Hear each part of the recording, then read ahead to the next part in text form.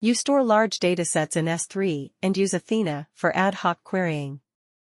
The queries are becoming slow due to increasing data volume. How can you optimize query performance? Options: A. Partition the data by frequently queried fields. B. Use glue to transform and compress data into Parquet format. C. Combine partitioning and data compression. D. Move the data to DynamoDB and use PartyQL for querying. Correct answer: C. Combine partitioning and data compression. Explanation: partitioning reduces the amount of data scanned during queries. Parquet compression optimizes storage and speeds up queries by reducing I/O. Why not other options? Option A. Partitioning alone is not enough for very large datasets. Option B. Compression alone won't optimize partition-based query scans. Option D. DynamoDB is not suitable for analytical workloads. You are tasked with running a compute-intensive simulation for a scientific research project. The workload requires low-latency networking and needs to scale out to thousands of cores. Options: A. Use a large EC2 instance with the maximum number of vCPUs. B. Use EC2 instances with Elastic Fabric Adapter (EFA) in a cluster placement group. C. Use Lambda functions in parallel to perform the simulations. D. Use Amazon EMR with Spark for distributed processing. Correct answer: B. Use EC2 instances with Elastic Fabric Adapter (EFA) in a cluster placement group. Explanation: EFA provides low latency and high bandwidth networking, crucial for HPC workloads. A cluster placement group ensures high-performance networking between instances. Why not other options? Option A. A single large EC2 instance cannot scale to thousands of cores. Option C. Lambda is not suitable for HPC due to its memory and runtime limitations. Option D. EMR is better suited for big data processing, not low-latency HPC simulations. Your e-commerce website is hosted on S3 with CloudFront as the content delivery network.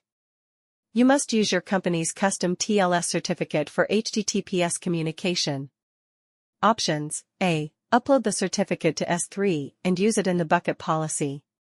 B. Upload the certificate to CloudFront using ACM, AWS Certificate Manager.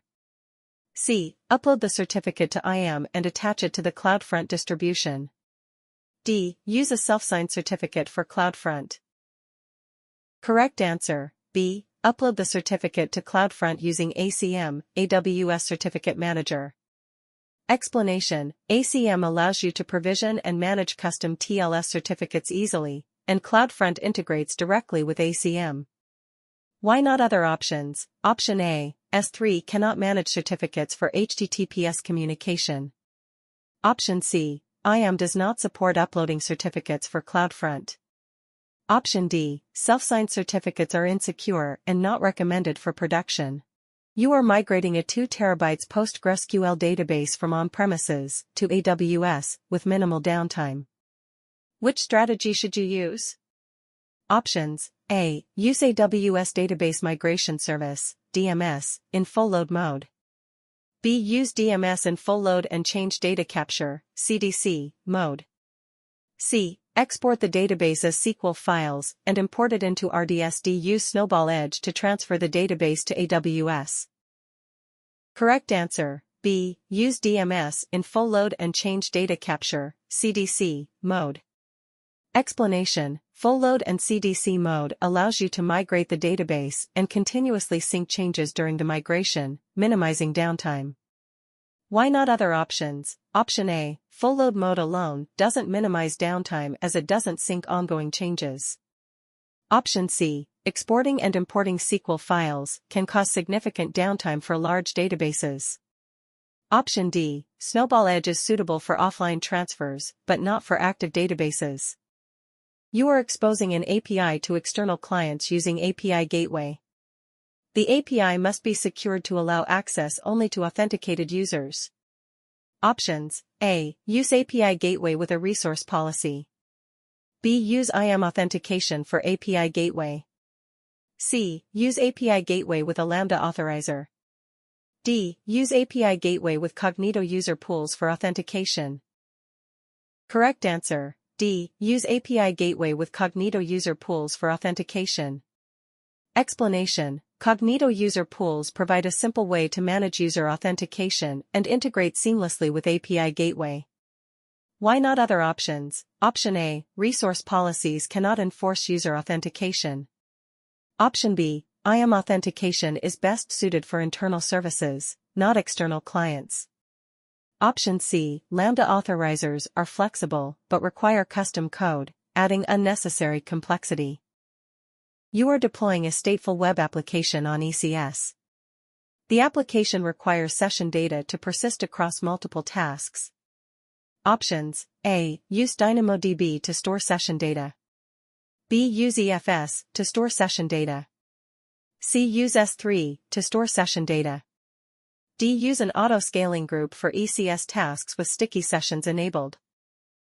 Correct answer: A. Use DynamoDB to store session data. Explanation: DynamoDB is highly scalable, low latency, and designed for high availability, making it ideal for session data. Why not other options? Option B. EFS is slower and more expensive for small, frequent reads/writes like session data. Option C. S3 is not designed for real-time session data storage. Option D. Sticky sessions tie users to specific tasks, reducing scalability and fault tolerance. Your company hosts a critical web application in AWS. The application runs in a single region and must be prepared for a disaster recovery scenario with a recovery time objective, RTO, of less than 5 minutes. Options: A. Use CloudFormation to recreate the stack in a different region when a disaster occurs. B. Use a multi-region active-active architecture with Route 53 for failover. C. Use a warm standby architecture with Route 53 health checks. D. Use S3 cross-region replication and spin up resources manually in a different region during a disaster. Correct answer: C. Use a warm standby architecture with Route 53 health checks. Explanation: a warm standby provides pre-provisioned but scaled-down resources in a secondary region. During a disaster, Route 53 health checks detect failure and route traffic to the secondary region. RTO of less than 5 minutes is achievable as the resources are already provisioned. Why not other options? Option A. CloudFormation would take too long to recreate the stack, exceeding the 5-minute RTO. Option B. Active-active is more complex and expensive than necessary. Option D. Manual intervention would delay recovery beyond 5 minutes. You have a monolithic application running on EC2. You want to break it into microservices to improve scalability and maintainability. The application must remain online during the migration. Options: A. Use AWS Lambda to rewrite the entire application as serverless functions. B. Use ECS or EKS to containerize the monolithic app, then gradually decompose it into microservices. C. Migrate the app to Elastic Beanstalk, then refactor it into smaller services. D. Rewrite the entire application in smaller pieces using DynamoDB for storage. Correct answer: B. Use ECS or EKS to containerize the monolithic app, then gradually decompose it into microservices. Explanation: ECS/EKS allows you to lift and shift the monolithic app, enabling gradual decomposition into microservices without disrupting the app's availability. This approach is less risky and ensures the app stays online during migration. Why not other options? Option A. Rewriting the app into Lambda functions is complex, risky, and may cause downtime. Option C. Elastic Beanstalk is better suited for deploying applications but not for gradual refactoring into microservices. Option D. A complete rewrite disrupts availability and is time-consuming. Your application generates millions of log files daily. You need a scalable solution to analyze these logs in near real-time. Options: A. Use Kinesis data streams with AWS Lambda to process the logs.